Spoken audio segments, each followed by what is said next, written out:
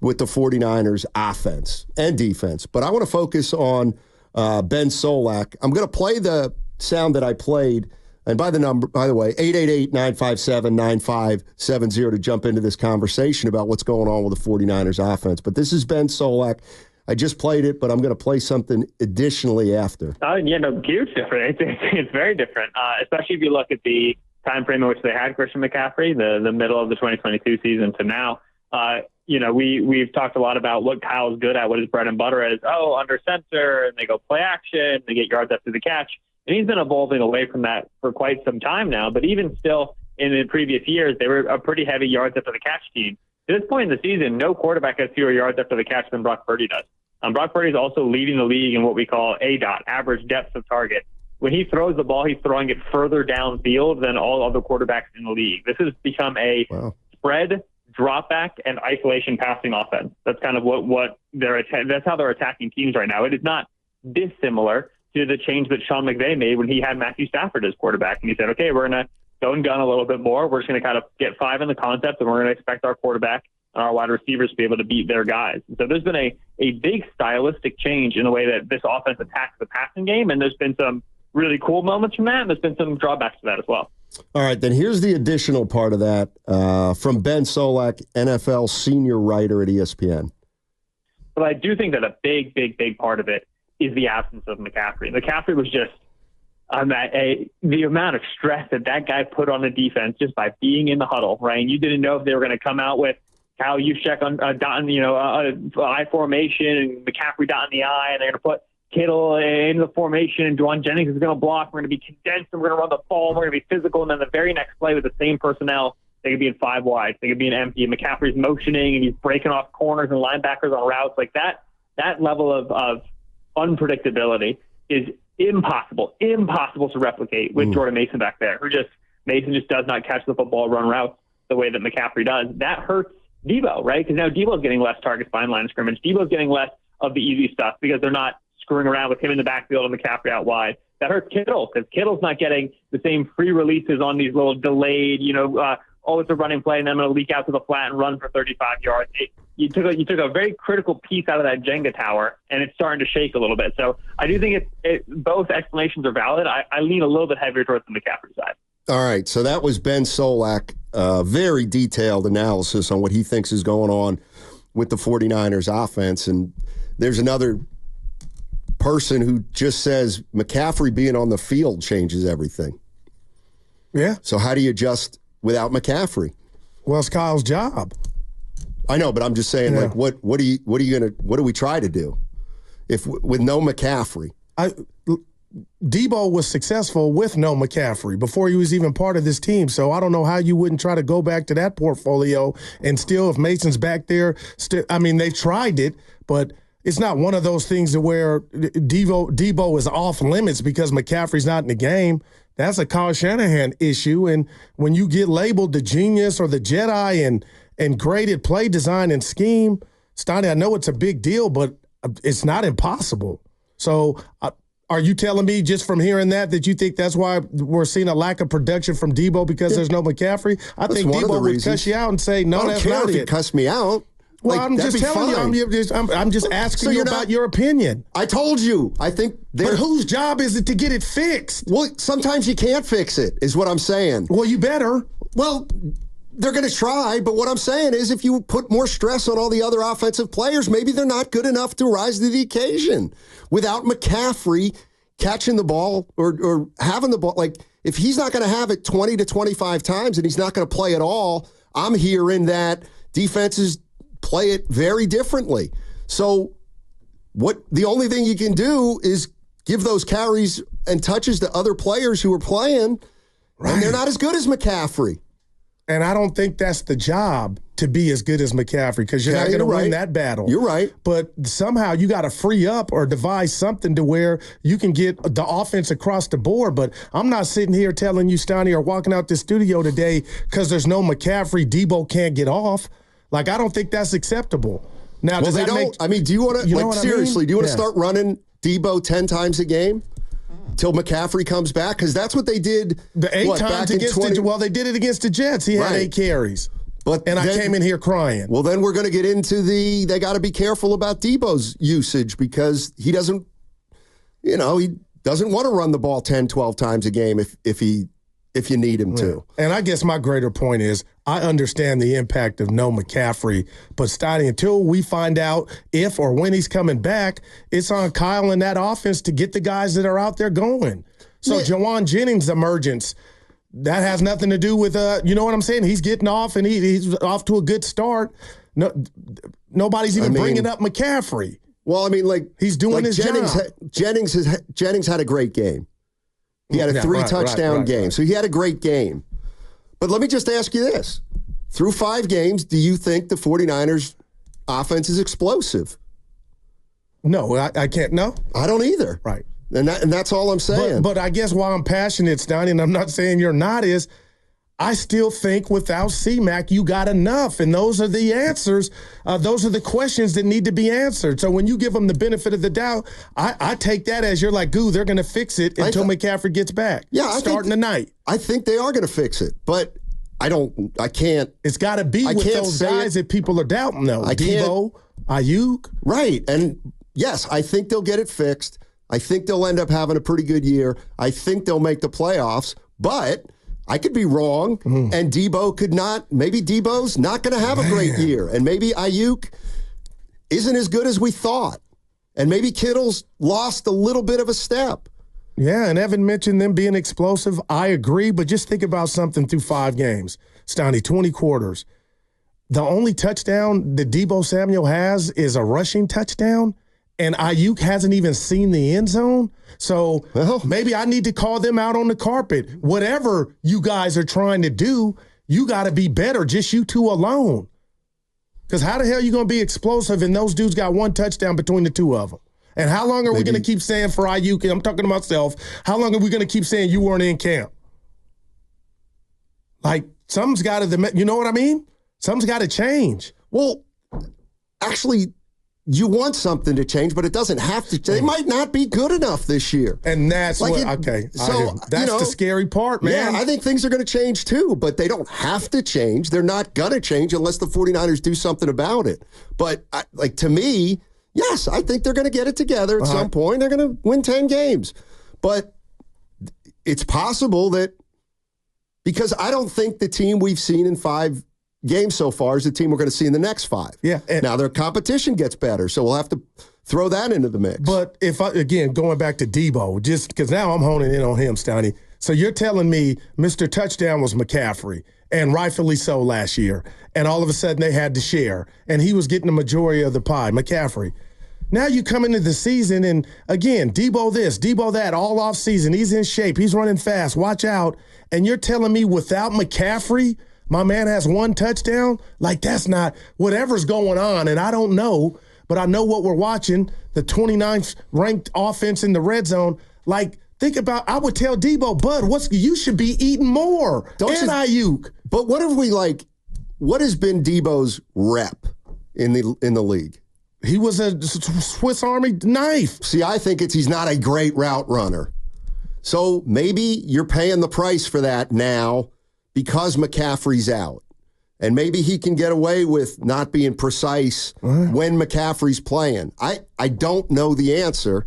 I just know that Debo Samuel and Brandon Ayuk, without Christian McCaffrey, have not played well. And do you think and yes, I think there's something to the fact that now they have more attention on him. That's scary then. Well, no, I'm that's saying when you find Kyle out. Might pull up on us right now, Stoney, and say, "Hey, Kyle Shanahan, I'm calling the stuff they're not getting open." Of course, that's what he's going to say. But it doesn't matter if it's not working. It's not working. Well, let's go to Daryl in Alameda. What's up, Daryl? How you doing? Hey guys, how you doing? Doing well. Okay. Cool. I'm serious. You're my boy, but I got to put you on the witness stand. I'm serious. Okay, I'm on it. You sound like such a hater on these receivers. I don't know if you're not getting the chicken as you say it or what, or you jump. I don't know what it is, but let me ask you a few questions. All right, go ahead, brother. Who Who has the best hands on the team? Brandon Ayuk. Who runs the best routes on the team? Brandon Ayuk. Who throws the ball to the receivers? Brock Purdy. Who is the person that comes up with the scheme on the game? Kyle Shanahan. Have you ever seen a receiver throw the ball to itself and make a play? Nope. So if you're not schemed for the ball, you may be the second, third, or not even an option. So you keep criticizing the receivers. The receivers do not throw the balls to themselves. They are not scheming the balls to themselves. Brandon Ayuk is the same person that he was at the beginning of the season. Okay. He was not getting involved in the plays because he wasn't schemed to. Now, Jennings got off because they were scheming the ball to him. It's more complex than that, man. Football, you don't just drop back and say, I'm going to throw it to Jennings, and I'm not going to throw it. Purdy's got guys bearing down on him, man. Let me just rebuttal real quick. Let me rebuttal because you asked me 5 questions.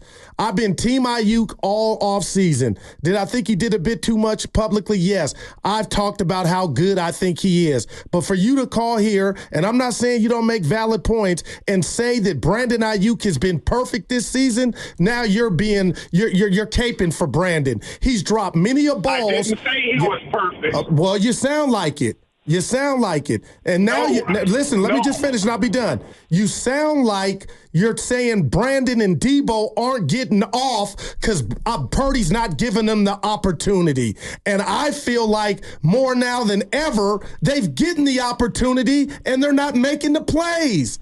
How is that hating? Okay, let me ask you this question. Brandon was getting off in the first half of our previous game, right? Okay, gotcha. Why did he only get a handful of touches the second half? He was killing the defense. Huh? Absolutely killing them. And all of a sudden, ghost. It's not. Oh, man. No, I hear. Listen. Do you? Brandon is. I wanted.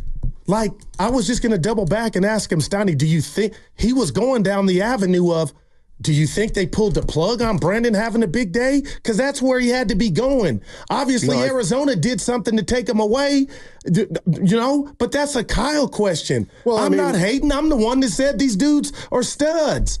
I think what he meant is that the 49ers went away from Ayuk for some reason in the second half. Right. Could that have been, and I'm just, that's a Kyle question, but Steiny, could it be as simple as they put more attention on him? Of course.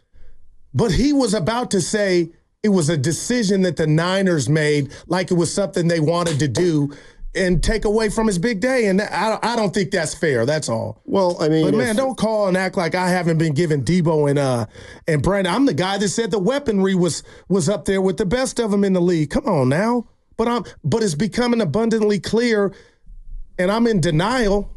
Steiny, maybe they're not doing their job. Where's the PFF? Are they getting open?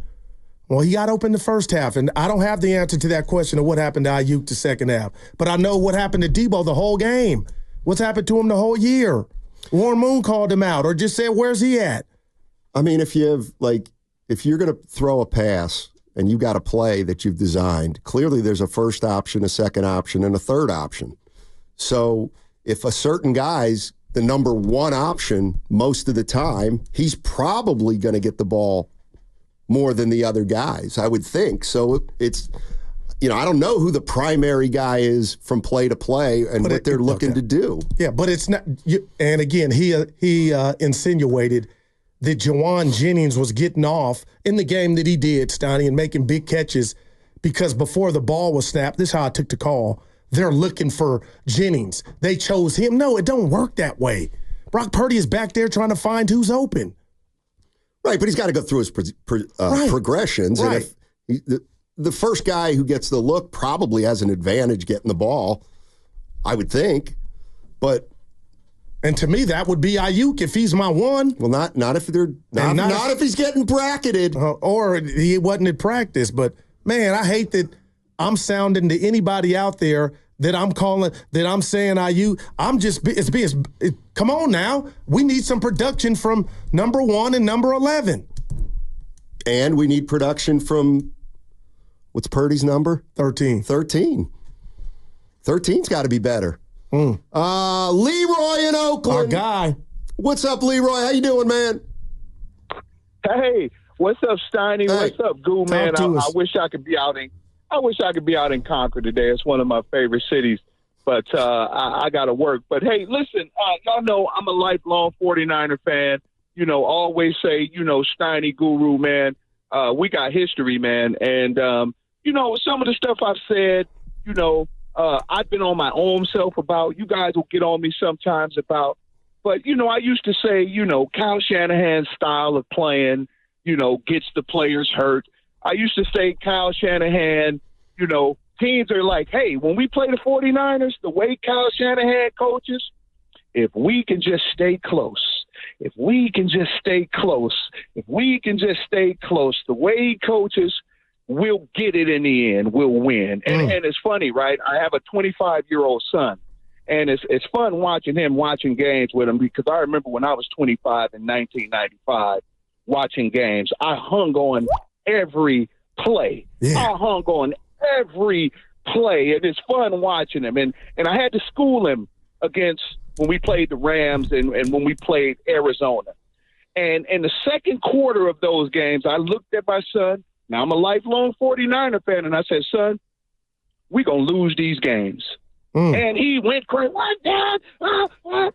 And I kept on going, and I kept on going, and I kept on going, and I kept on him. And at the end of the game, we lost those games. And I told him why. I said, because teams come in, and they go, hey, the way Kyle Shanahan coaches, our star receiver can have over 147 yards. Our rusher can have 100 yards. These guys were having star games, and it's an indictment if you look at some of the numbers from the receivers and running backs from those games. Any other team wins those games with numbers that Jennings and these guys were putting up against Arizona and the Rams. But I knew they were going to lose because I'm sitting here, I sit there season after season after season and watch Shanahan coach. It is the most predictable coaching that I have ever seen. Of course, teams are going to go, yeah, he's going to come out and throw it because, he doesn't have McCaffrey. And what does he come out and do? Purdy has 35, 37, I don't know how many attempts. Continue to do what you do and run the ball. Stop being so predictable. Teams know he's going to run it on first down, probably going to run it on second down. I looked at Kansas City, came out with like 4 straight plays to different tight ends. And we have a great tight end core. Boy, it was tight ends all the way down the field. It was halfbacks, fullbacks all the way down the field, catching teams off guard. So Kyle Shanahan's predictable coaching, man, we saw this before. And I said to my son, we'll make the playoffs. Don't worry. I'm with Steiny. We will make it. But it's when we get to the playoffs when we're going to have to worry like always. Wow. Thanks, Leroy. Tell us how you really feel. I don't think he's giving Kyle the benefit of the doubt. He's assuming playoffs, Steiny. Yeah, I'm not assuming playoffs. Oh. I think they're going to make the playoffs, but I wouldn't assume it. You know what I mean? Like, I don't assume anything, but I think they will. I'm not, like, assuming means I feel very strongly about it. I think they will. Yeah, but the funny thing about it is, again, they didn't show up and were down 13 early. The one constant is they have leads and they evaporate. Yeah, So we can't get on his neck. I'm on his neck for not closing, but the theme to me, Steiny, has been they have the leads, and for whatever reason, they go away. And I'm looking at you, partner, and I mean this. Cosell I don't know what happened to Ayuk the second half. It's equivalent of a basketball player having 28 points at half and ending up with 35. And somebody goes to the locker room, in the other locker room, and the coach says, who's going to guard this guy? Do we have to send a double team? I guess we have to send a double team because we can't let this happen for the second half. And then that's when you got to make an adjustment, I think, if you're the other team. The one thing I'll say, and here's where I disagree with Leroy, is I don't believe teams are saying, let's stay close because the 49ers will give it up at the end. I think teams look at the Niners and they know that the Niners have been the best team in the NFC for 5 years. And because they're the best team in the NFC, or have been, that teams do what all teams do. Let's keep it close and see if we can win at the end because this team's better than us. Well, the 650 backing you up on the Comcast Business text line. The caller is just incorrect, Leroy. It's not predictable. It's just like you said, Ronnie Bell, you got to catch the ball. Yeah, I wonder if he's talking about the play calling. Yeah. Well, that's what I'm talking about. I don't look at the Niners thinking it's predictable. You don't have this much success being predictable. Well, I'm talking about this year. Oh, well. I mean, this year's been a little bit different. Yeah. 888-957-9570 is the number. We get more into the 49ers on the other side. We'll play some more Ben Solak because he went into as much detail on the 49ers defense as he did the offense. And I'm going to ask you, who scares you from Seattle? I know Kenneth Walker III didn't get as many totes. Metcalf. Lockett. People sleep on him, too. Yeah. 888-957-9570. Question we're asking 49er fans is, are you giving them the benefit of the doubt? They've started slowly before, and they've turned it around, made the playoffs, and been able to make a run. I'm not talking Super Bowl victory right now, but are you giving them the benefit of the doubt that they're going to turn this thing around? I have to. Okay. Because this track record, to me, has to mean something. And I do believe, and maybe people would say, well, you wouldn't say this about another team, but yeah, you ready? I don't even like using this term. They pissed away 2 games. They should have won.